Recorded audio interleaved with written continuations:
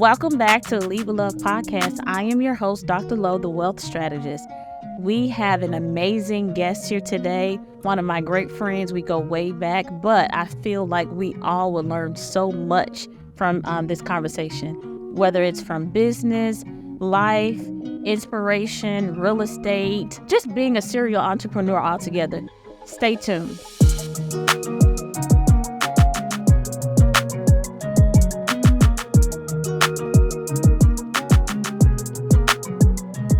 Hello, guys. We're here, Lead with Love podcast. I'm Dr. Lowe, the wealth strategist. I have my great friend here, Dr. Rose.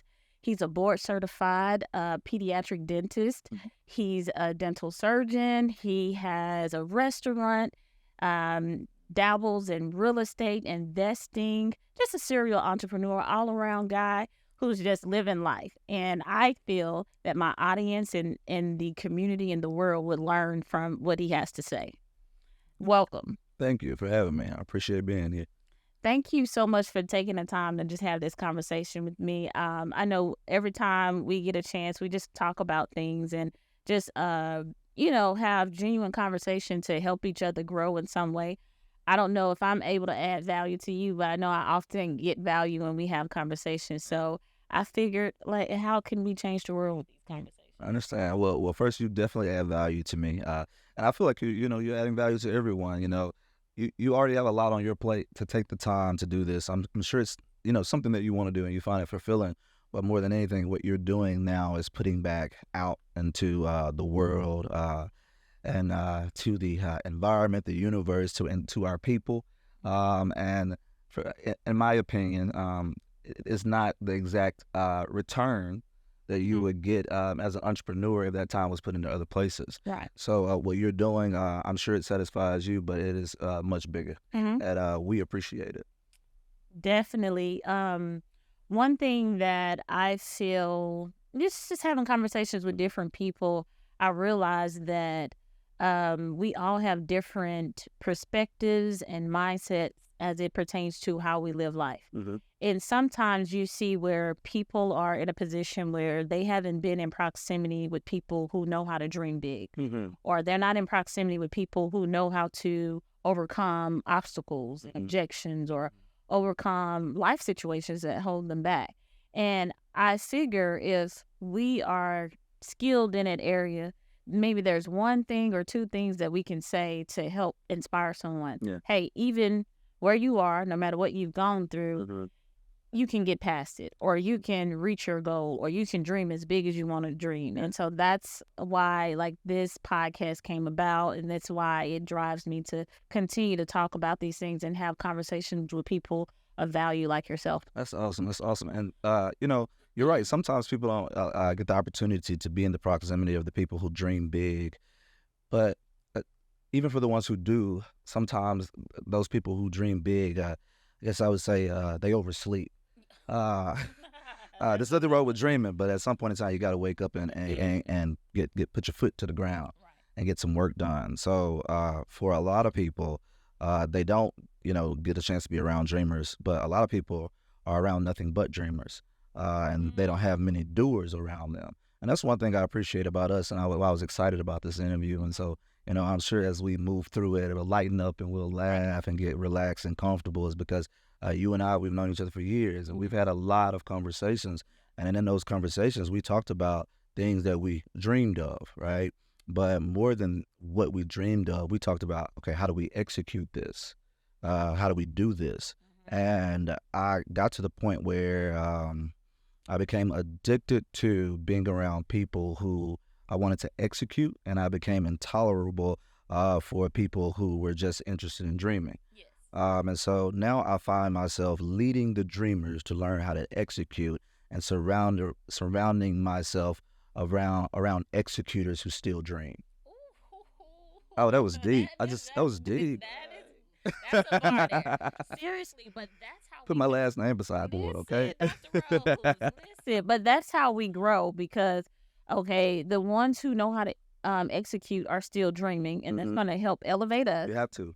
You can't get too caught up on executing and not dream, but you can't get too caught up on dreaming where you don't execute. Right, because there's levels. Because once we've achieved one goal, people who are addicted to executing, people who are highly ambitious, we thrive off of achieving a goal. This is true. And so if we stop dreaming and we stop growing, or we stop surrounding ourselves with people who help elevate us to that next level or dream even bigger, then we get stagnant. This is true. And that won't satisfy us. We won't be happy in a sense. Not at all. Like, that's a great point that you make. And then on top of that, we're able to help other people who are dreaming, who may not know how to get to that next level. This So is true. definitely. And, you mentioned stagnant. This is another one of my sayings that I came up with. I have friends who tell me I should write a caption book or a sayings book, but another one is, I say, complacency is a curse.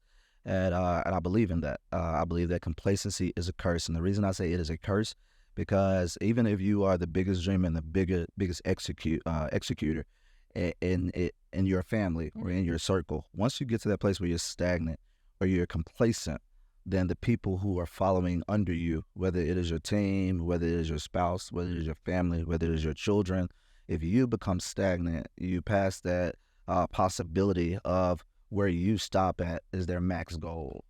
And so that's why I say complacency is a curse, is because once you become the leader, you create the ceiling. And so I'm the leader. So with that, complacency for me would be a curse for me and the ones who are around me, because, a curse doesn't necessarily have to be a bad thing. It could be behind pretty walls. Right. But at the end of the day, it stops evolution and elevation. So. Right. Definitely. So with that being said, we are talking about execution and dreaming, and that kind of drives us into what we do every day. Like, it kind of pushes us. And so when I was introducing you, talk about some of the things that you do, you have gone to school, gotten your degrees, your skill set, your training, and you turned that into a business for yourself.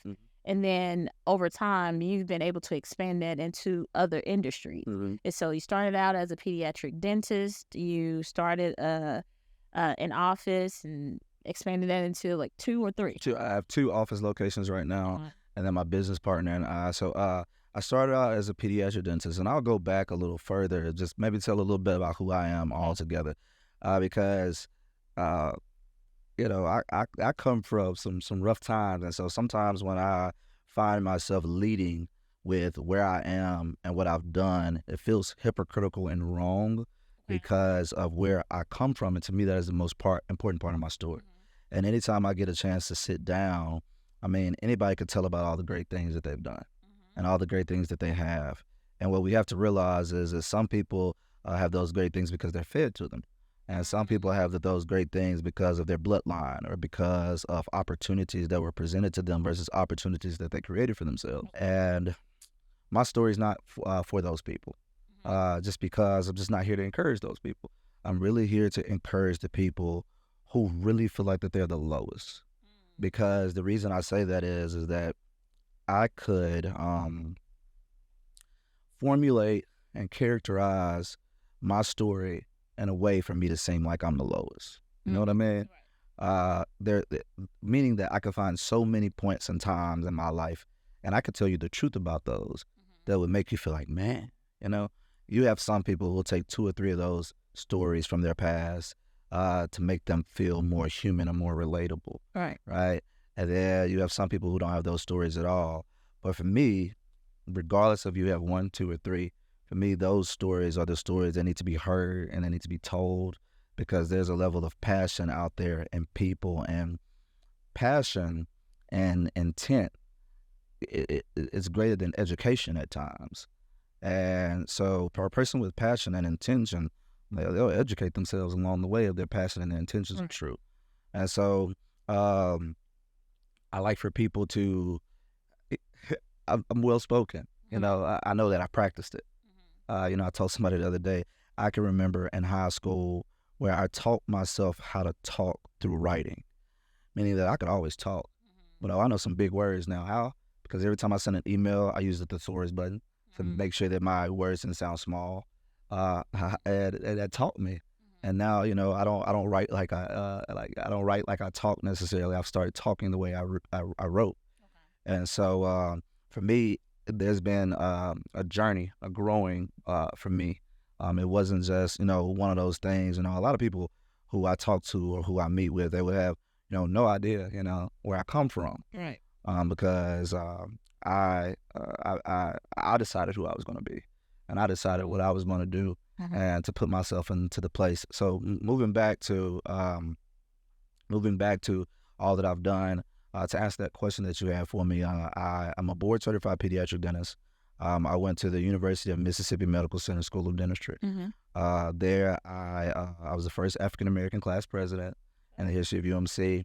I went on to specialize in pediatrics, and I attended Blair E. Batson's Children's Hospital, where I was the chief resident there. I came out of dental school in 2012. I came out of residency in 2014, and I immediately went into private practice in 2014. So this is my 9th year having my own practice. And this past May, I opened up my second location. So, the May before this past, we just hit our year anniversary. So May of 2022, I opened up my second location, and my business partner and I are getting ready to open up a dental assisting school. We could talk forever about so many areas of my life. Even with the dental assisting school, this was the fact that I started bringing in dental assistants from different dental assisting schools, because it is always better to me to be able to train my assistant to be what I want them to be versus taking another doctor's assistant, paying them what that doctor paid them, and then turning them into what I wanted them to be. So as an entrepreneur, I looked at it as, okay, this would give me an opportunity to allow people to extern, train them into what I want, hire them out of school at a place where we could grow together. Right. And so as I did that, I love to teach. And my dental assistants, man, they turned out bomb. So I was like, my own dental assistant school. Because I enjoy teaching. And so this was another moment of me taking something that I had and growing it to create another source of income that does not require any more of my time. Now I have students who will be working with me. I cut an expense for my business. And not only do I cut an expense for my business, I truly change and train these young ladies and men, for those who want to be dental assistants, to be the best, because we don't half-ass do anything. Can I kiss? Yeah. Okay, cool. So we don't just making sure, we don't half-ass do anything. And so when I train my assistants, I train them top notch. When someone gets one of these girls, they're gonna be like, oh yeah. So now guess what that does? That guarantees job placement, because all of the relationships I have are gonna be like, hey, send me one of your people, right? And that guarantees that I put people out into our field that's prepared. And this is all me just being the best me that I could be in my current situation, and it creates another income. And then transferring some of that to other people, duplicating yourself in a sense.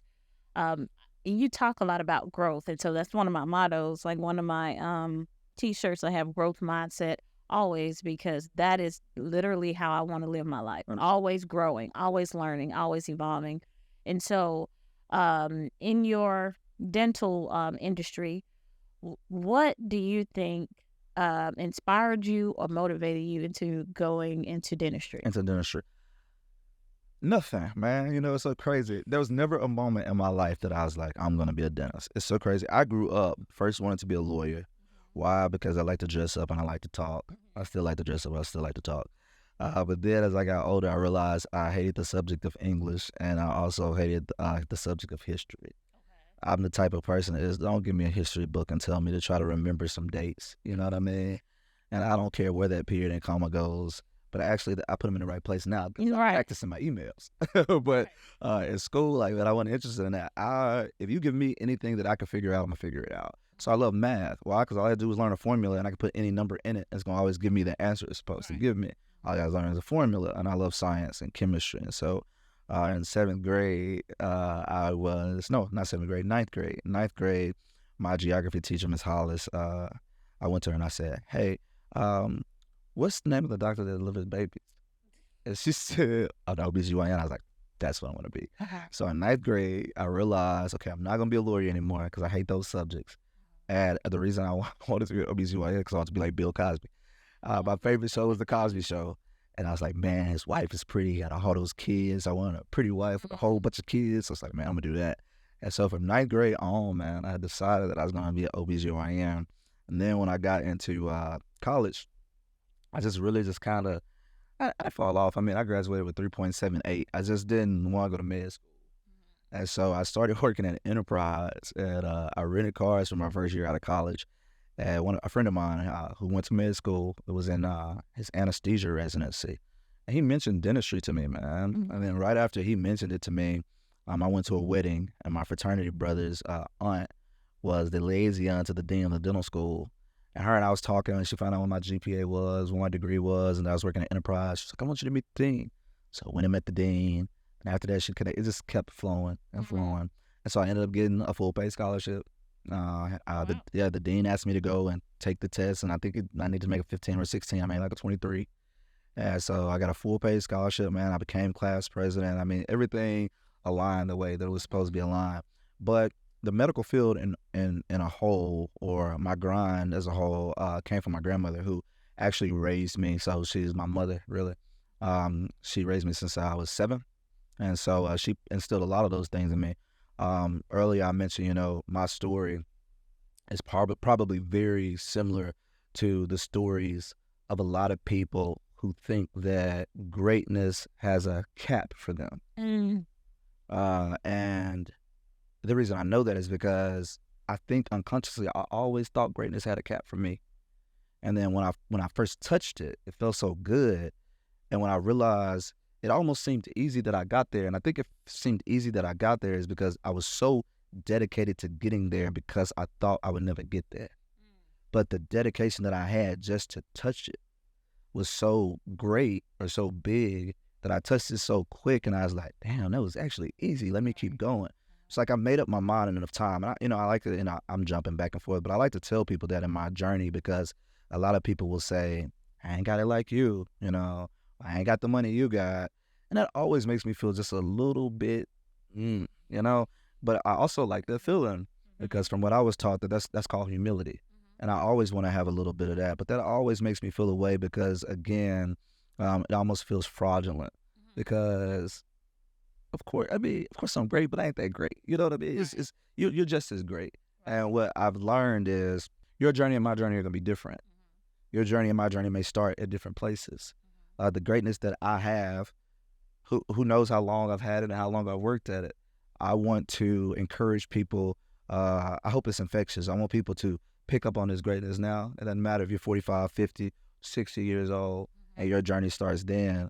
The only difference between me and other great people is that our journeys are different. They have different ups and downs, and they start at different times. But the passion and the greatness that I have in me, I believe we all have it, especially those who look like me. All right. I mean, I love everybody.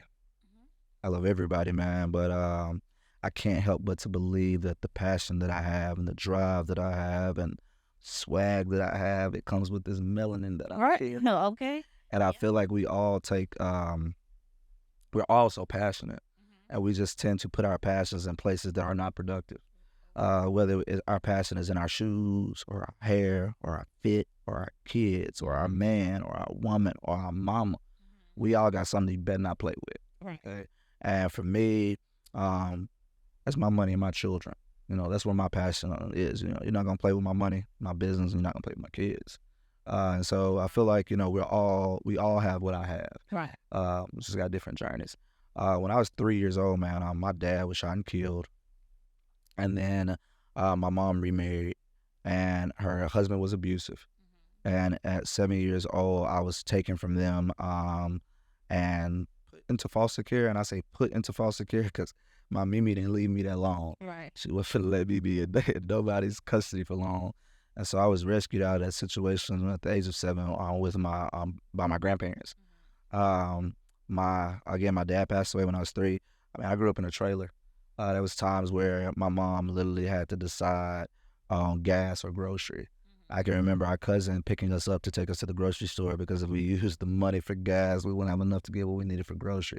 When you're that tight, you're talking $10, $15 when you're that tight, right? And so I've seen it all. We've been on welfare, and we had some good welfare times, man. So that was no problem for me. When I think about it, it sounds like a tough story to the world, but I had fun, man.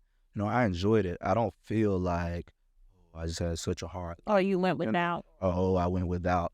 But what I'm saying is, when I say I came from nothing, I came from people who cleaned houses and sit for the elderly and took side jobs. I came from situations where none of my aunts or uncles could pay their light bills, so we all piled up in my grandmother's, 2-bedroom house at the time. I mean, I came from those type of stories.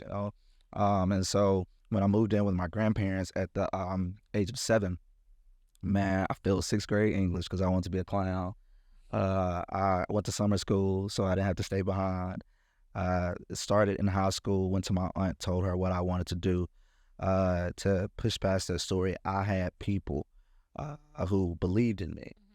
I can remember when my Mimi said to me after, I think when I bought my first house, well, not my first house, but my first house when I was 24, when I bought my first house. Okay. I can remember her saying to me, it was after I got married, she said to me, now it makes sense to me why you slept at the table all of those nights. When I was studying to get into dental school, I worked at Enterprise. I would go to the gym and work out. And I would come home and I would literally study all night long. I mean, 4 o'clock in the morning, 5 o'clock in the morning, sleepy when I got back to work the next day because I had to pass this test or do good on this test. And she would come out and say, baby, you need to get some sleep. And I was like, I'm going to get some sleep. I just need to rest my eyes for a second. And she was always so worried about me. And it meant so much to me when she looked at me and she said, I see why you slept at that table so many times. I get a little emotional. She passed away in November. But even with her passing away in November, there were so many things that I'm so grateful that she got a chance to see. But for me, when I started dental school, I thought I was going to make $80,000 a year. I was like, man, I'll make $80,000 a year. I'm going to do this or do that. But I had spent that $80,000 in 5 minutes in my head. So, I just knew in my head, what I was going to do when it came to that. And I was in a little meeting with a dental group, and they mentioned a program that would pay back your student loans, but that will also pay you a salary. And they made the comment, but the salary's not much of nothing.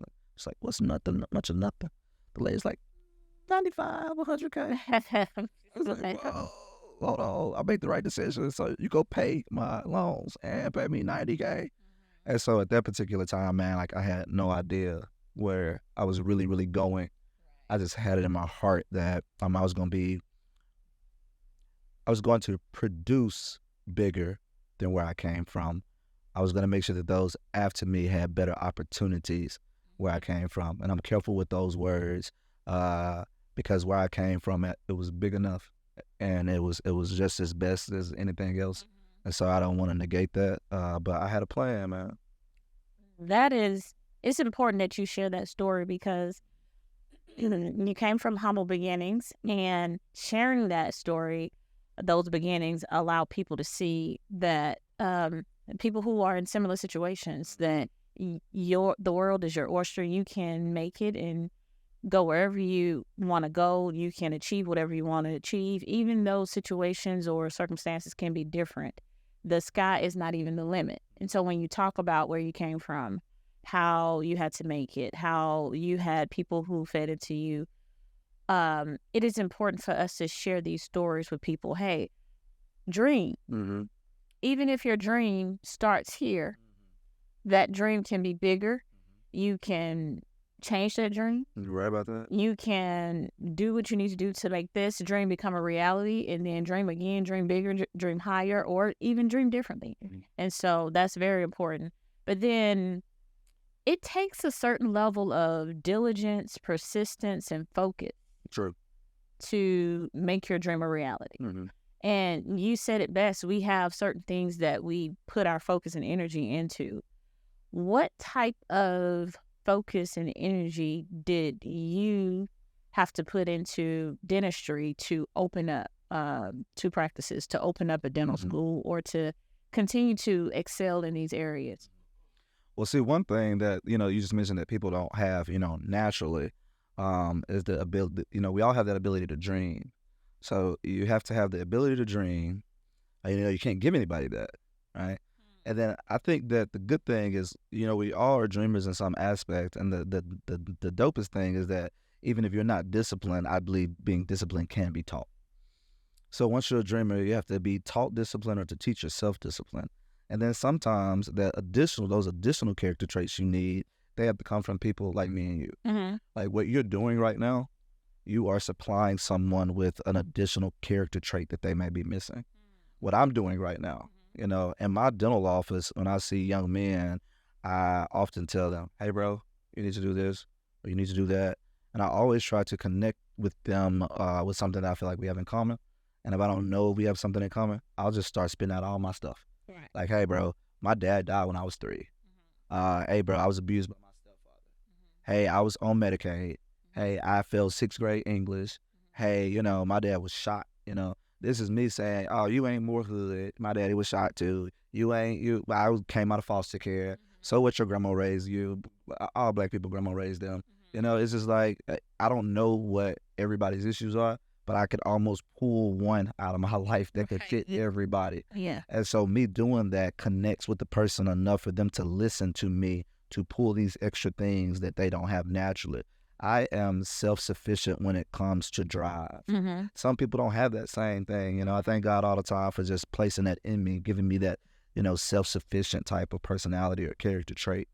And so when it came to dental school, I already knew that I wanted to be an entrepreneur.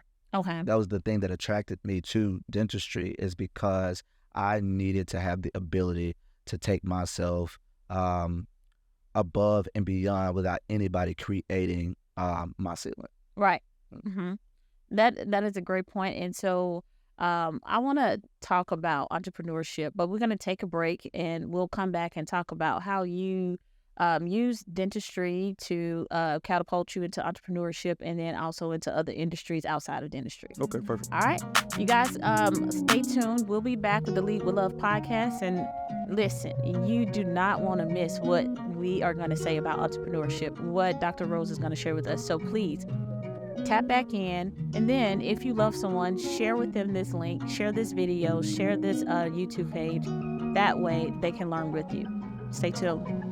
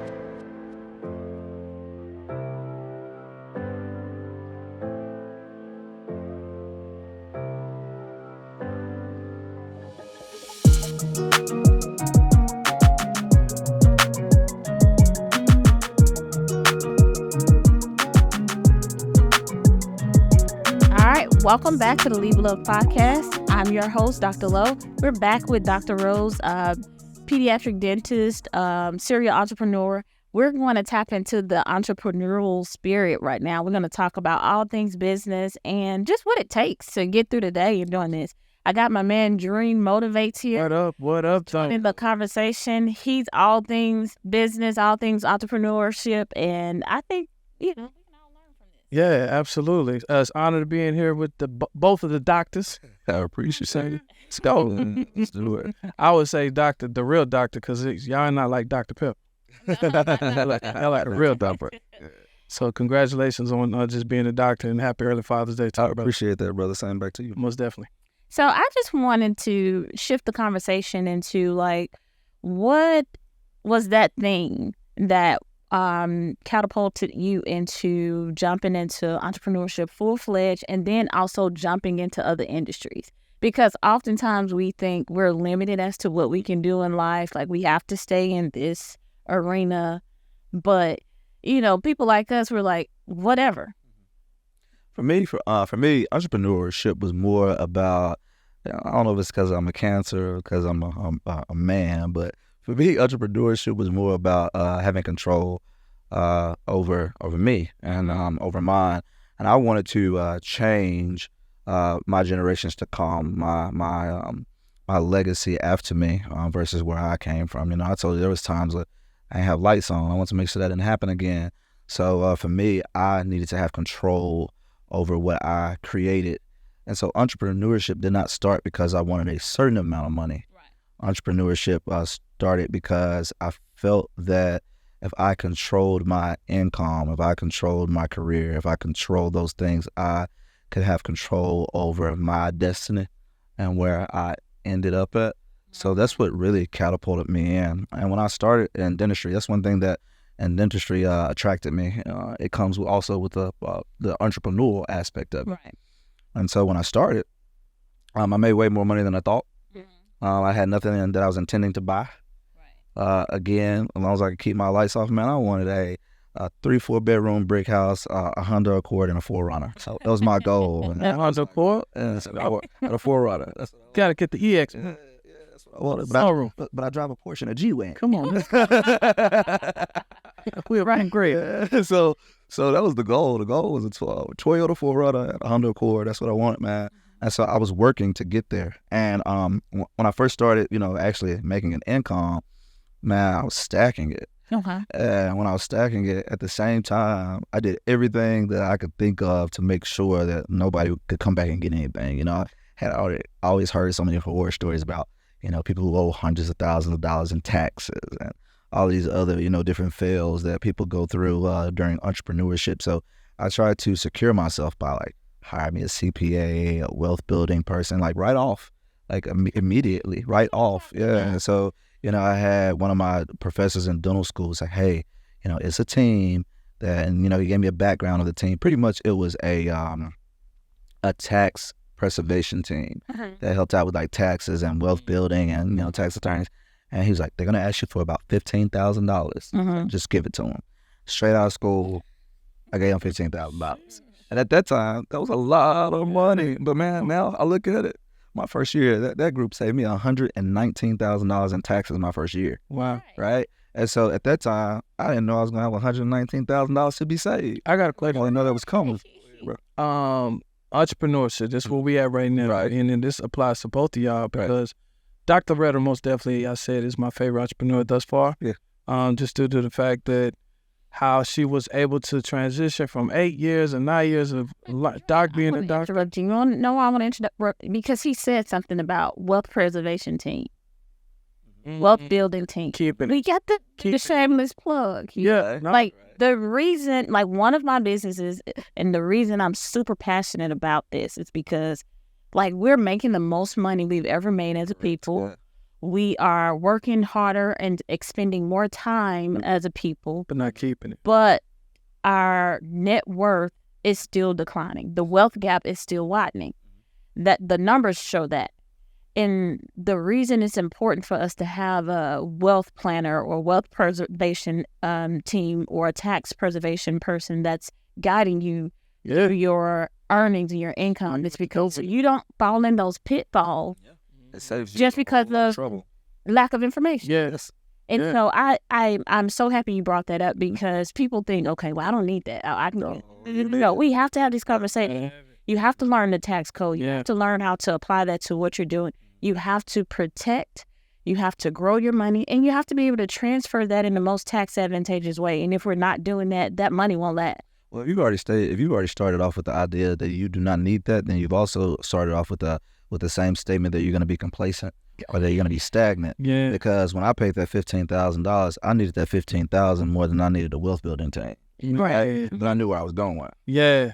Seeing that was an investment. And that's why she had that shameless plug. So for y'all listening, I better get your situation. Gotta call Dr. Lowe right now. ASAP. She definitely is helping people all around the world. I've seen man, these people making money, but they're not keeping it. No, not keeping it. And it's so smart. And for you to have the wherewithal and to take that risk because, like you said, immediately you're thinking, I don't want to give that up.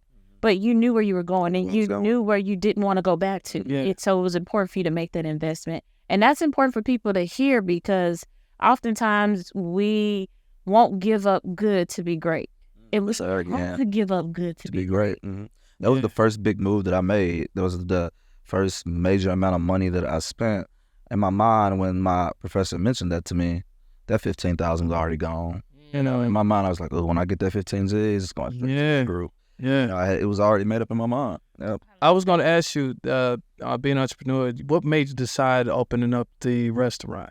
Well, so it got to the point, man. Honestly, entrepreneur altogether. You know, as I was starting to say that when I first started making money, I was afraid somebody was coming back to get something. It seemed so unreal to me, man. You know, when I got the first check, I was like, oh, it's what they said it was gonna be. They coming back. Then I got the second one, and I was like, oh, I got two of them. And then it just kept happening. I was like, there's no way my life has changed. You know what I mean? There's no way. Like literally, one day I was hustling and struggling and trying to figure it out. Yeah. And like now, for real, like every one of the checks are gonna be like this. It's not like I'll get one and then it's gonna be bad for a little while and I get lucky again. Yeah. Like it wasn't luck. Like this was a new reality, right? Right. I was scared of it for a long time, probably because of where I came from and how I started. Yeah. So I found myself saving money, man. Yeah. And then, you know, a bank would say, you know, somebody at the bank would be like, "You just gonna leave this money in the account?" I'm like, "Yeah." Then my CPA would say, "Hey, we need to start looking at some investments." Yeah. And so my first break into entrepreneurship was I purchased a rental property. Okay. I felt safe doing it. It felt like it was a guaranteed win, even if it wasn't a lot. And before I knew it, I had 4. I have 24.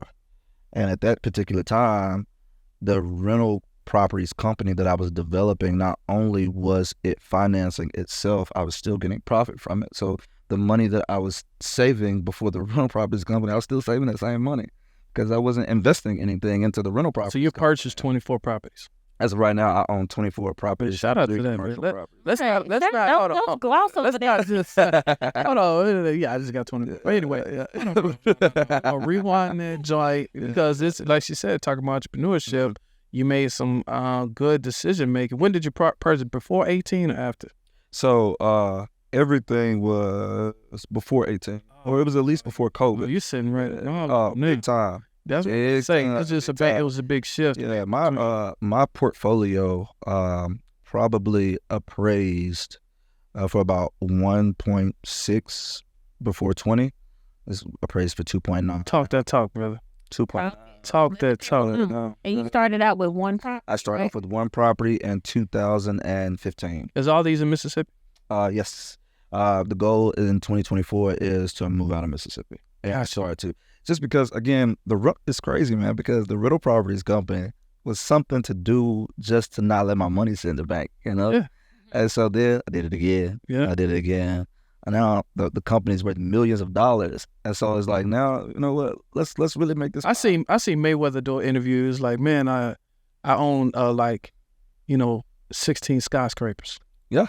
And he said the reason why I did it because the money wasn't protected in the bank. They only protect up to $250,000. Right. Yeah. Then he had some money overseas.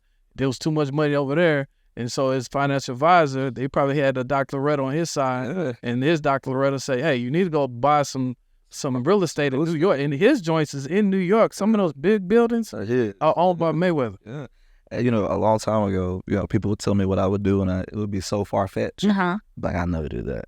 I never say, well, I'll never do it again. I might have some skyscrapers next to his, you know. Okay. Like, this rental properties company was something that I could say it just happened, but it didn't just happen. I mean, I put work into it, but it wasn't something that I was focusing on making great. I was just more focusing on being consistent and being smart with my investments and my money. And also, there's only one me.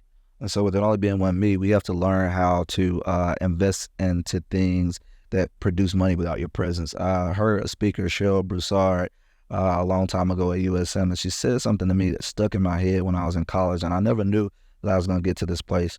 She was talking about being a millionaire. Even in college, it was far-fetched to me, you know? And so when she said it, I remembered it, even though I never knew if I would get to that place. And she said every multimillionaire has at least 6 sources of income, and the majority of them are producing money while they sleep. And I didn't completely understand that then, but I thought in my head, okay, I want to be a millionaire one day. I need to figure out how to make money while I'm sleeping. And at that time, it's like, how do you make money while you're sleeping? Well, then as I got into this place, I realized, you know, there's only one me. So I have to figure out how to make money without being present. If I choose to sleep during that time, then I can. And so I take my money and I put it in place, and to make sure I'm not present. But expand upon that. Like, how do you do that? Like, that comes with building a team, putting the right people. It comes with spending that same $15,000 that I spent in the beginning because you know where you're going. I opened up a multi-million-dollar restaurant, and I mean, I hired an exec chef for $70,000 a year. I mean, who opens up a restaurant with no experience as a restaurateur can not only afford or be willing to sacrifice $70K for a dream in their head to sometimes fulfill another person's dream. That $70K is probably the dream job for my executive chef. Right. And I, took the chance of giving someone what they're worth, giving them their dream, just to be able to continue to fight and move forward. And that's the power of mentorship, period. Like Dr. Loretta, like a lot of people got to listen. She's telling people she's a wealth strategist, right? And so I tell people, like, Dr. Loretta, I say it all the time, Dr. Loretta's like on Mario Brothers. On Mario Brothers, you go into the world 1, you got to skip through, get through 8. You ain't have to go through all the mushrooms and the cats doing the things at you. You listen to a right mentor, they can suit you. Like my man, he was an executive chef. You didn't have to know. Right. You paid for his knowledge to know. Exactly. Same thing with Dr. Loretta. You don't have to know, but if you sit down, people ask me, oh, so what do you think she's going to say? What do you think? I said, bro, listen, Dr. Loretta is the expert. Just go ask her. Just ask her. That's the right way to go. So that's the power of mentorship. And I think people have that underrated. They don't understand that it costs that brother being an executive chef, all the culinary arts that he's went through, you get that with one's hair. This is what you're worth, sir. Here you go. Yeah. And that's important for us to know to expand into scale right now. Entrepreneurship is hard. Life is hard in general. And, I tell people, I don't wish stress on anybody. But in my mind, especially when you're working to be great, stress is almost inevitable. I create businesses that I am able to pay people their worth to handle the stress for me, because I have all of these different areas of stress that they're going to have to, in a sense, have that stress with less control. Pay you to absorb my stress. Absorb the stress that I would normally. I'm going to pay you to this stress. You take care of my taxes. Take care of my cooking. That's the truth of the matter. And so, for example, you have a restaurant. You have a person who wants to be a general manager, right? If me and your friends, I would never say, oh, you're only making $50K, let me give you $70 to become a general manager of my restaurant. I wouldn't do that. This is more of, there are so many people out here that general manager of a restaurant is either their trade, what they love, what they experience, what they do, right? I could manage a restaurant if I wanted to take that time, and I had that time, and I could, absorb that stress, but I can't. So what do? I find someone who this is what they do. This is their niche. This is what they love, or this is what they could tolerate, or this is their bread and butter. And I give them more than what the next man can give them. I respect their knowledge. I respect I respect what they want as well. We have to match. Can't have somebody working for me and almost a boss work or in that old school slave way. I want the person to feel like this is where I want to be. I'm making more money. I want to be a general manager. I'm not in the business of using money, control, power, any of those things to align people to benefit me. What I do is I align people to fulfill their personal goals and their personal dreams. That's good. And I make sure that I compensate them not only their worth, but more than what the next man can. And sometimes that doesn't work. Sometimes people still sorry, man, But that's how you get the right team. You get the right team by not only paying them right, but picking the right person who actually has the desire for the position that you're putting them in, and then giving them not only motivation and guidance, but also giving them their financial worth, their respect, their time off. Everybody who works with me and for me, I look at them as being just like me. What I mean, whether you are my personal assistant or the dish guy in my restaurant, you need time with your kids. Yeah. No, I'm not that guy. I'm not gonna say, well, I'm paying you this amount of money, so I don't care. Kids, when you get your kids. Yeah. There's a real man or a woman. They'll leave a job for their kids, and they'll leave a job for their peace. Yeah. They'll leave a job for their happiness, regardless of how much money you're paying them. Yeah. So I try to develop teams that I am satisfying all the things that I know as a man that I need to be satisfied with in order to be happy, in order to stay, in order to evolve in a position. I cannot evolve as a man without having the right team, and that team has to be consistent of people who want to evolve for themselves. I do not create caps for my team. My general manager sticks with me. He's going to make more money than anybody will ever be able to pay him as a general manager. Yeah, because you're right, man. I'm going to treat him as a partner and not as an employee. So I create businesses that I can bring partners in. everybody's not meant to be an entrepreneur. Everybody's not meant to be the leader who pulls and creates. And for those people who know that but still have greatness in them, then I pull those people on my. I always like to ask people about their purpose. Dr. Loretta, one question I always wanted to ask you is, what made you decide? I seen one time we was at my conference, and you got very emotional about people finding financial freedom. What makes you so passionate about that right now? Just because you don't have to. You didn't have to care about nobody, and that's why I think you named your company Lead with Love. But where did you find that purpose for yourself in your life? I think the spirit of helping people is something that's always been in me. But as I grew and evolved and had different life experiences, I realized, like right now, I know without a shadow of a doubt that my purpose in life is to use my gifts, my skill sets, my resources to elevate humanity. It doesn't mean it's limited to one industry. It doesn't mean it's limited to one thing. It means that I was placed here. God gives me visions, gives me drives, gives me opportunities to be able to give that back so that people could live a more free life. One reason I got emotional at your conference, and one reason I'm super passionate about financial literacy and wealth building, is because I know that creates time freedom and financial freedom for people. Most likely, I can't speak for everybody, but a lot of us grew up in households where we were always in survival mode. Yeah. We were always in survival mode. Our parents did the best that they could. They did with what they had, what they could for us to give us a better life. Yeah. If they did all of that, they did everything they could, and we turned out to be mediocre, all of that would be in vain. Yeah. And so when we get to do life on a better level, we get to do it with more information, we get to elevate humanity and then create more economic power, which kind of keeps us from being in survival mode for decades and generations and centuries.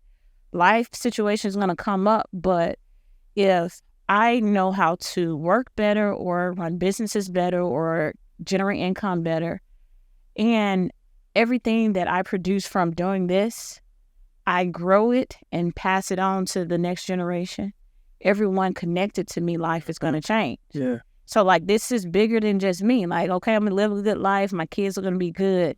But then somebody's going to learn something from that. And we're going to change what it looks like in this world for us.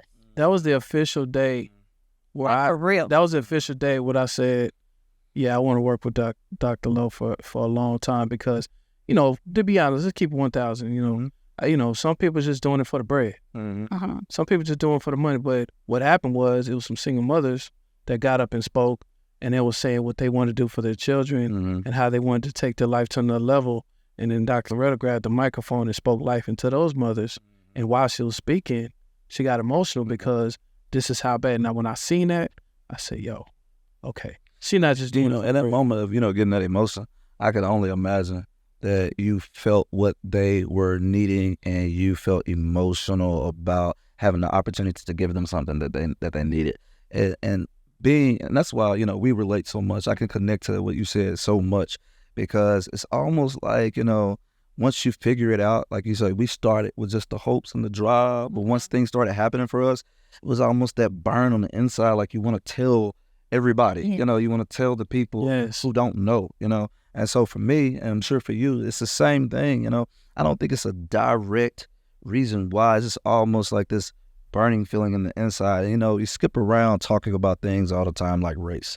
But for me, man, I just want all the black people to know, I want all the some guys that look like me and that come from me and be like, bro, do you know? Let me tell you about this. Let me tell you about that. It starts in our households. Yep. We want to create something, for our children. I was very observant. I see when a man buy his kids some snacks a while ago. We up in the kitchen, and the snack joint don't have the dollar bill no more. They got the swipe boy. and my boy pulled out his Amex Platinum for the chips. Right. He said, "Oh, so you just gonna swipe the Amex Platinum for these snacks? You gonna get them little points? Let's take the points. You know what? Yo, you in a room full. It's dope, man. Shout out money. Yo, listen, proximity. So shout out to Amex Platinum members, right? So you go to the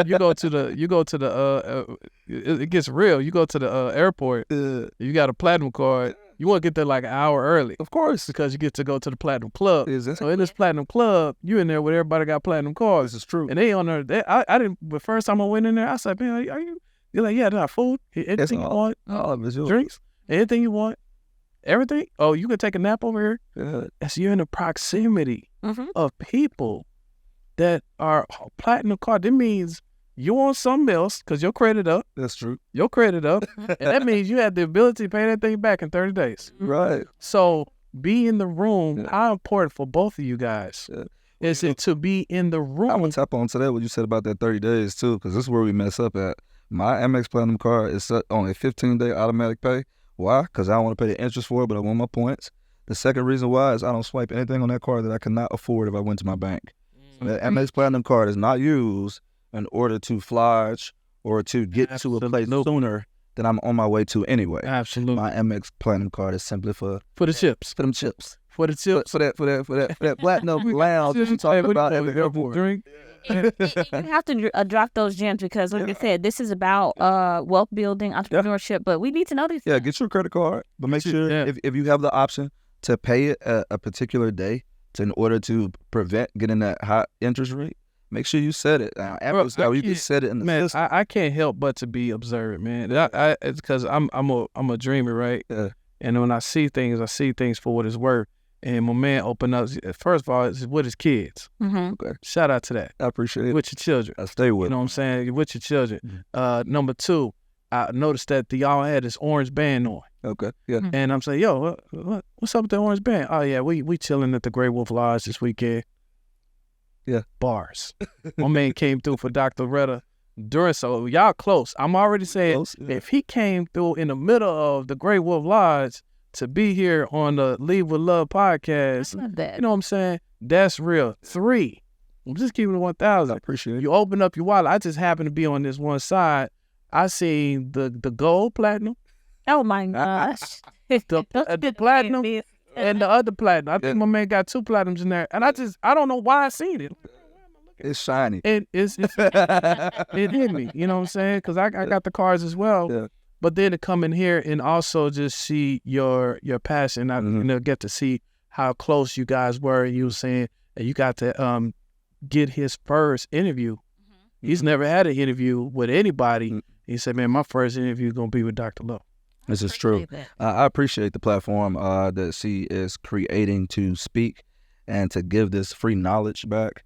I know what she's trying to do. You know, I described that a minute ago. It's almost like we want everybody to know she's taking this time, and I appreciate the opportunity to be here with her. Yeah. You know, to put my spiel out here. You know, as far as what I want everybody to know and to pull forward. And so, yeah, I'm gonna give her whatever she got to ask me. Yeah. No limits. Answering all questions. Cool. So what were you going to say about being in the room? Because that's an important point, like being in proximity with people who can help you grow and leveraging relationships for the right way. I mean, the right reasons with integrity and stuff, but leveraging and being close to people to help you grow is not a bad thing. Yeah. I mean. Taking advantage seems like it has a bad connotation, but like, don't let that stop you from growing. Listen, I'm going to say what's so crazy about it. Think about it, what I just said. I'm going to give y'all a bar. Y'all missed it. You get the platinum card. Let's say you never use the platinum card. The platinum card gives you access to the platinum club. You get to the platinum club. You get to sit down next to somebody who also is a platinum member. While you're in this room, you have the ability for the next 45 minutes before your flight to talk to somebody in the platinum club. That is a life changer. So proximity in its own, right there, it being in the room. Shout out to the clever fellas in here. He's just in this room right now.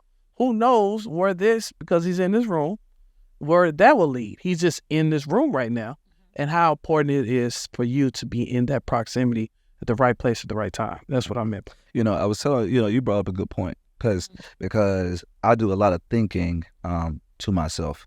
You know, I told you naturally I'm a person who I consider myself humble. Naturally, I have that feeling of weirdness when people talk about too many things. And I found myself cutting off relationships that were not beneficial to me. And I started thinking to myself, like, is that right? Is that wrong? But then I realized there was absolutely nothing wrong with it. And the reason I realized there was nothing wrong with it is because of reciprocity. At the end of the day, it's not that I'm cutting off people because they have nothing to give, but it's also because I'm so interested in giving, if that makes sense. I need relationships where the things are, reciprocal between the two people.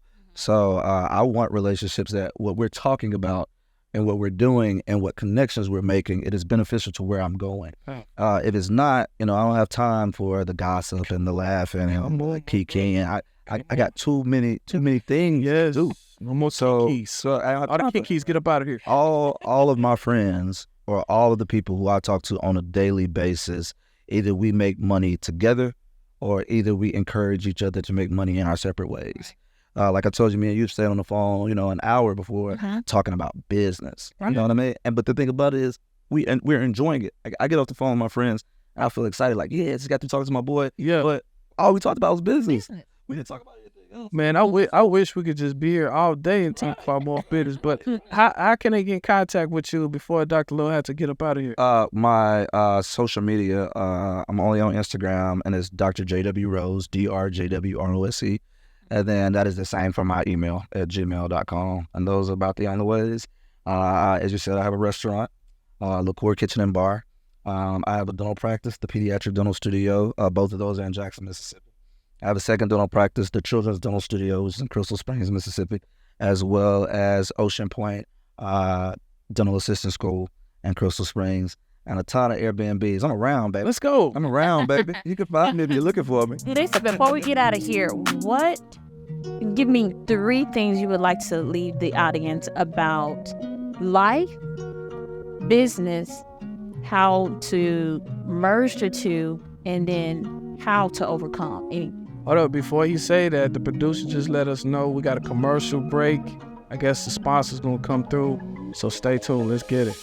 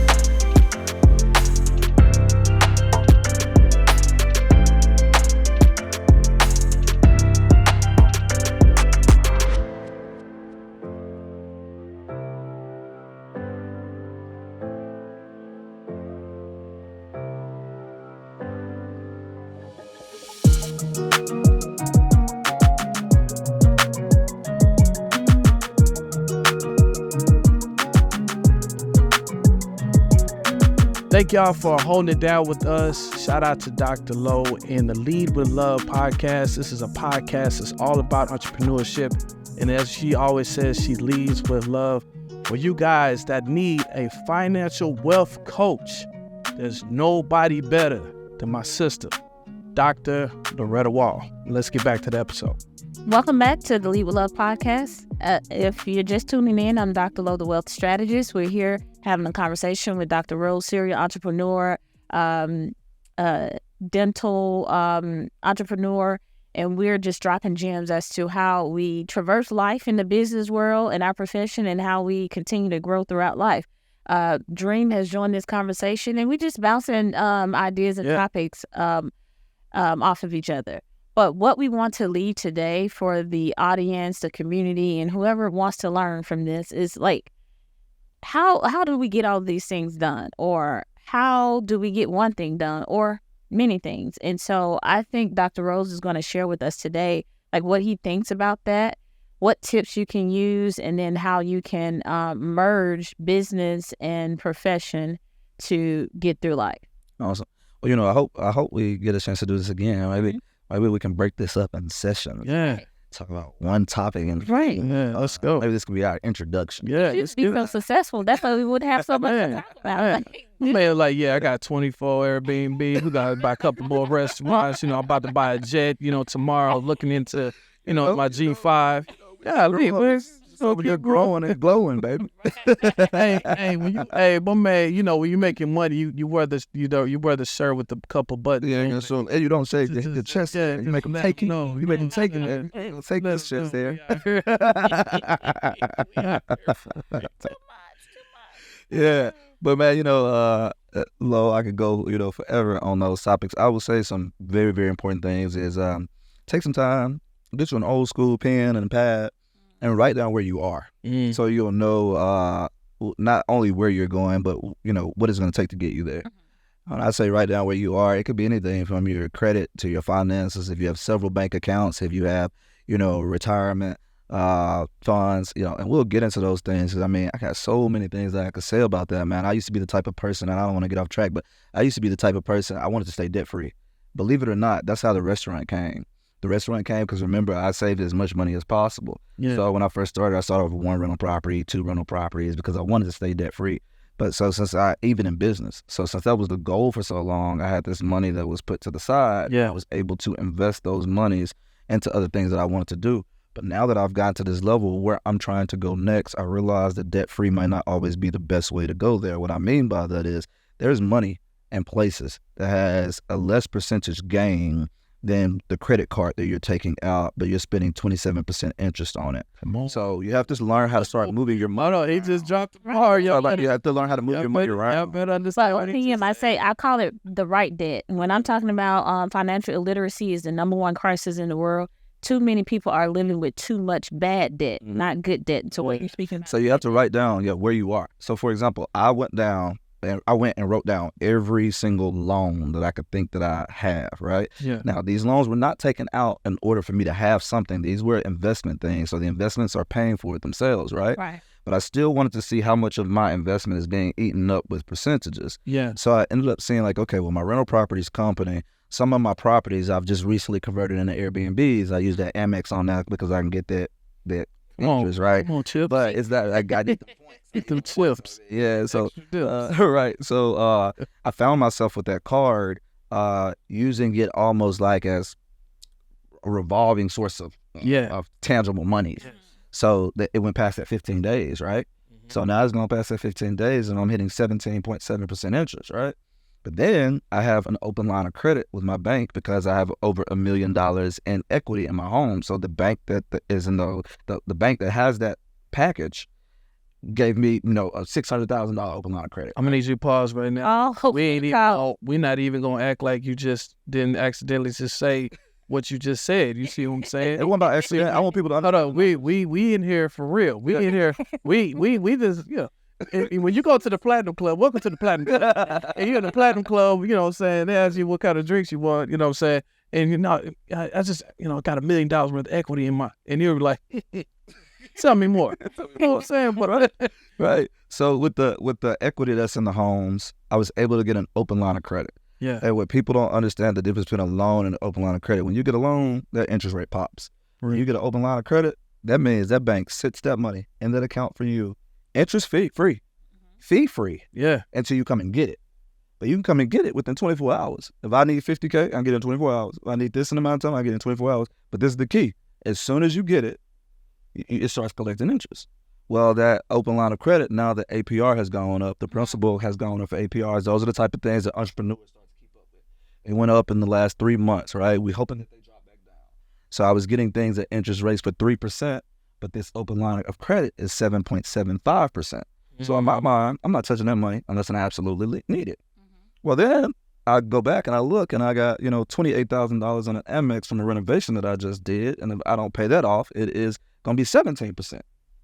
Time for me to go get 27 G's to pay the Amex off. Oh. So now I've switched from 17% to 7%.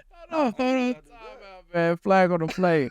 Y'all didn't get it. Y'all didn't get it. Y'all didn't get it. You get the 27%, what you was paying on. He's like, I finna go get the bread that I'm paying 0% on. Get that bread. Put it there. Slap it down on 27. I'm out of that joint. Now I'm here. Y'all see? Right. Y'all have to rewind. You gotta rewind. And in that and that comes into it's so many. But ways you that can have strategy does so doing that alone. Hey, right Doing there. that alone does so many good things for you as a business yourself. Yeah. Right? Because what it does is Amex say, damn, he just paid that 27 G's off. Like Points. Oh, you I want some just- more? Hey, you want some more? Go up your balance. So Amex is saying that, right? While the bank is saying, oh, finally he took some money out of this account because we need that 7% interest. So not only did I just save myself 10 to 20% of interest payments, I've just made two companies happy, right? Who are willing to do what I need them to do for me as I move to the next place I'm going because I was strategic in it.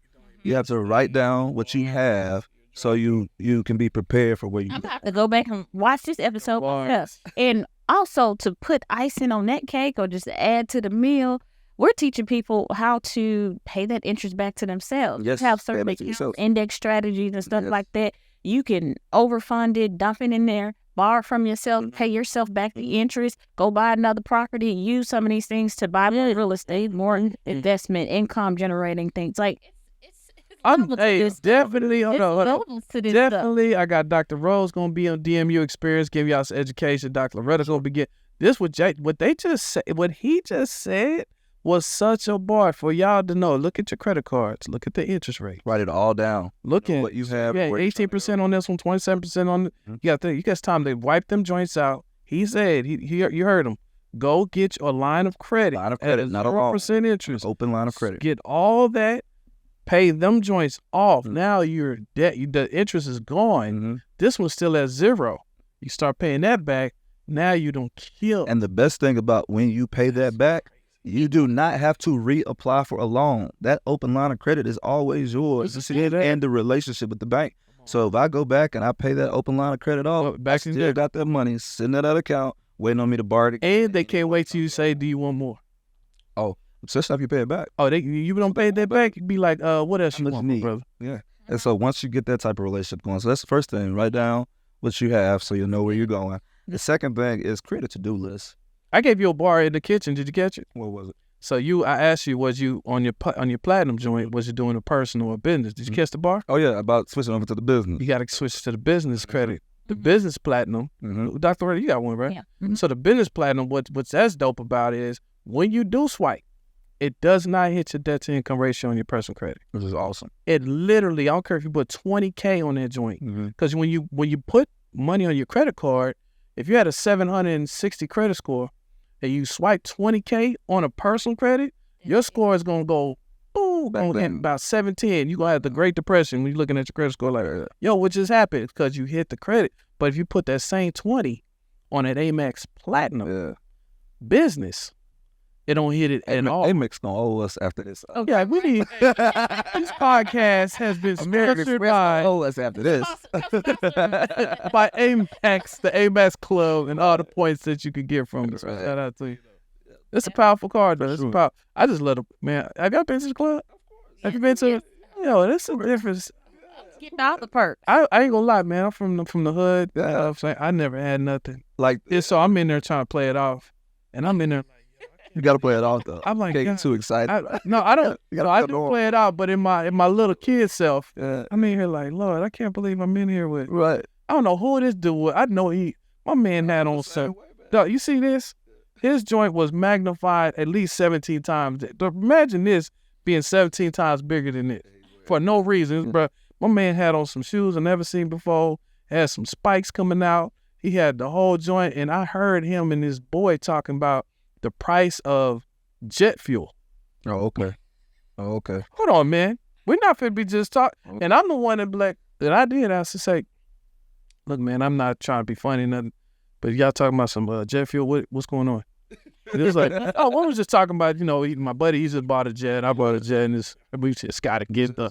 I said, see, proximity, dog. Proximity. It's all about. I gotta get the proximity. I gotta get in here. So for y'all, I don't care what you gotta do, man. Once again, this has been sponsored by American Express. I don't know, but get you a platinum club. Go to the club. Get to your flight 3 hours early. And use it responsibly. Though. Enjoy the Make drinks. sure you do. Make sure you do. Enjoy the drinks. You know what I'm saying? Because it's free. For sure. Let me get my last two things. The to-do list. That's Oh, yeah. a must. Gotta have your to-do list, a daily one, to make sure your tasks. And then the third thing is what we talked about.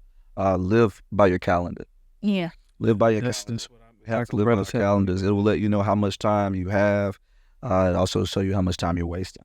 People ask me all the time, how do I do so much? And I look and wonder, how do people do so little? I find myself with free time. I find myself with time to come to Great Wolf Lodge with my children Shout out to and to spend time. We had movie nights, man. We went to The Little Mermaid twice. It was so good. Okay. And I still am able to manage several multi-million-dollar businesses because I live by my calendar. Love it. And everything in. Make sure I tell people to that point, make your calendar your boss. That's It has to be. true boss. That has to be. Like Check it. you're putting everything in, all the way down to your activity with your kids. It has to go on the calendar. With the kids, bath time, play-time, park time, amusement park I time. gotta get used to this, Yeah, Dr. and don't forget. This is this I have to go to the chiropractor. I'm a dentist. I have to go to the gym. There's certain things I have to do. I have to go to my men's clinic to make sure I'm good as a man with all my health. And because you have to also make sure that you take care of you so you can endure the journey. Mm-hmm. You can't get burned out with satisfying everyone else along the way, and that includes them kids. You can't. I mean, of course, me being a good father is also something for me. But you can't get so caught up on, how do I come to this interview? How do I take care of the kids? How do I take care of the spouse? How do I take care of this? And you ain't taking you care of ain't yourself. still a doctor's appointment. Come on. You ain't seeing a dentist. Come on. And so those things need to go on the calendar too. Yeah. And that's the major thing on how I'm able to, in a sense, balance the question of work and personal life. Because I live by my calendar now. Let's go. That's it. Because I'm putting in nail appointment. I'm putting in spa day. It has to be on there. If That's not, fire. people who are super ambitious, we're so much of workaholics that we'll overlook that. But if we got it on the calendar, because we're workaholics and we live by our calendar, we're going to do that. And in some cases, you look at your calendar and your calendar's not fair to you. In some cases. Your calendar is not going to always be fair to you. But if you're living by your calendar and you're being intentional, not only with what you put out, but also with what you're taking in, and you're living by that calendar, you'll be intentional and say, well, you know what? I haven't done this in a while. I need to go find me a spot right Look, y'all, we definitely need to do a part 2 of this. Got you. We We definitely need to do a part 2 of this. So y'all stay tuned. I don't know when you coming back to the D, bruh, but I can't wait till you come back. I own here goes shameless plug. We own a black car service. Okay. If you ever need us to pull up and take care of you and your family, hey man, I'm a phone call away. And for you guys just listening, you know what I'm saying? DreamluxRides.com. You know, holla at my boy Kevin up in there. So he's taking care of everything. But shout out, I'm just happy to be here. Thank you, Dr. Beretta, for inviting me. And thank you for having me as well. And thank you, Dream Media, for hosting this amazing podcast, allowing us to use our voice to get this information out to the world. I appreciate your professionalism, your artistry, and your passion about media. And so I appreciate this marketing plug and tool to use. And to both of you guys, first of all, your studio is really nice, bro. Thank you, brother. We met today. You just got good natural spirit. Thank you. And Appreciate it. I always appreciate those personalities as well. This was a pleasure for me. This is something that I could do daily, man. Sit around and talk to like-minded people like this, man. Y'all keep doing these great things. Keep doing this. Definitely.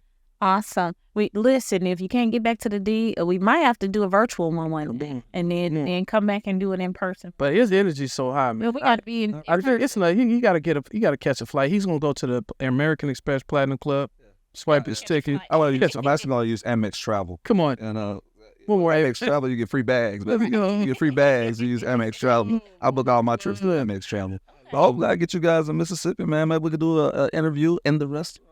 Come on, man. I can show you out to some of these guys. I love that. That'll be dope, man. I have been one time when I spoke with Disney. Oh yeah, you told me. I spoke with Walt Disney and seen more cotton than I've ever seen in my life. You were Really, inside the in room. Nelson. I don't know where I was at. You I was was in in Nelson. Walmart. You showed me that video. Oh, Yeah, it was crazy. It was great. But Yeah. definitely, man. I am a full blown marketing firm. So when it comes to marketing, social media, and stuff like that, I definitely like to help whatever you need. Perfect. And I would love We're about to get you to Mississippi. We're getting ready to open these wall wellness clinics around the country. Stop. Hey, you're Mississippi. that's right. And so, my marketing guy has to be with me. And when he comes, then maybe I could book him for something. to. Work around Mississippi. Man. Let's go. Dream Media goes mobile. I like Oh, it. let's go. I love it. All right. This has been fun. I appreciate you guys tuning in to the Lead with Love podcast. Hopefully we were able to add some value to your day. If you got a chance to watch this by yourself, but you know someone who would benefit from this information, share the link with them. Share this YouTube page. Make sure you click like, share, and subscribe. Comment. Tell me what you like. Tell me what you want to learn more about, because we can continue to bring value, human beings into this space and have these conversations so that we touch everyone. I'm Dr. Lowe, the wealth strategist. I bring value in my skill set, but people from all walks of life can touch different people. So make sure you tune in, share this with someone that you love, and come back, watch old videos, and then look out for the new ones. I'm your host, Dr. Lowe, and you guys have a blessed day and continue to go out there and lead with love.